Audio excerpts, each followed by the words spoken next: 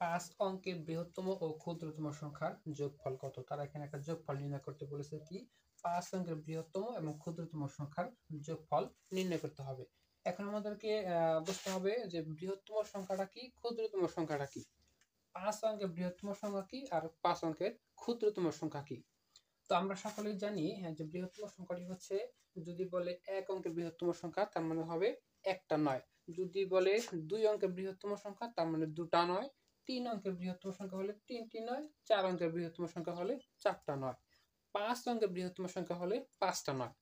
আর ক্ষুদ্রতম সংখ্যার ক্ষেত্রে হচ্ছে, যদি বলে 1 অঙ্কের ক্ষুদ্রতম সংখ্যা তাহলে হচ্ছে একটি 1।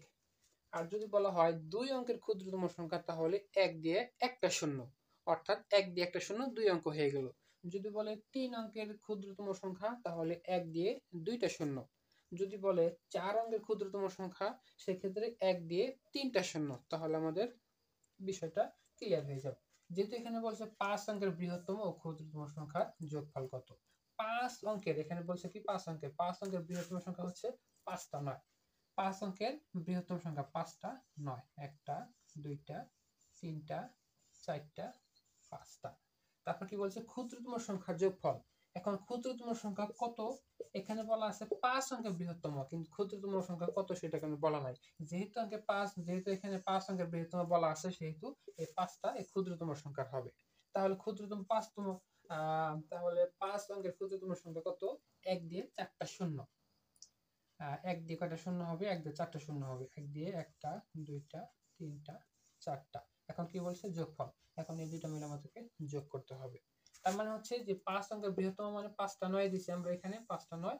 আর 5 অঙ্কের ক্ষুদ্রতম সংখ্যা, 5 অঙ্কের ক্ষুদ্রতম সংখ্যা হচ্ছে 1 দিয়ে 4টা শূন্য।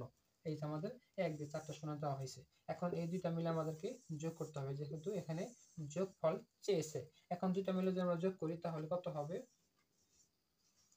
1, 2, 3, 4। তাহলে আমাদের উত্তর হচ্ছে এত। এটা হচ্ছে আমাদের এত,